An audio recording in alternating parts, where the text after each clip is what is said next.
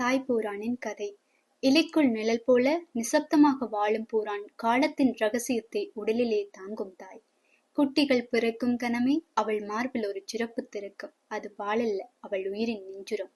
குழந்தைகள் கூட்டமாக அந்த உயிர்ச்சாறை குடித்து அவர்களின் சிறு கால்கள் பல பெற்றபோது தாயின் மெலிந்துடல் அவர்களின் பசியின் மூர்க்கத்தில் மெதுவாக தகிக்கும்.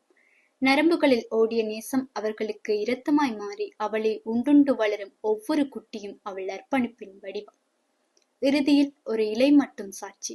குட்டிகள் வலிமையடைந்துள்ளன, ஆனால் தாய் அவர்களின் வாழ்விலே உடலாகவே கரைந்திருக்கிறாள். இது கொடூரமல்ல, இது இயற்கையின் மௌனவேதம். தாய் உயிரை தானே உணவாக்கித் தரும் உலகின் மிக தியாகமிகு மாதர்கவி. பூரான் கடிக்கும் போது அதில் சிறிதளவு விஷத்தன்மை இருக்கவே செய்யும். பூரான் கடித்து விட்டால் அந்த இடம் சிவந்து போவது, எரிச்சல், வலி, வீக்கம் போன்றவை ஏற்படும். அரிதாக சிலருக்கு அந்த பூரானின் விஷக்கடியால் உடலளவில் சில பாதிப்புகள் ஏற்படலாம். மருத்துவரை சந்தித்து ஆலோசனை பெறுவது நல்லது. பூரான் கடித்த இடத்தில் தொற்று வராமல் இருக்க சுத்தப்படுத்தி விடுவார்கள். அந்த இடத்தில் வலியோ வீக்கமோ எரிச்சலோ இருந்தால் ஊசி போடுவார்.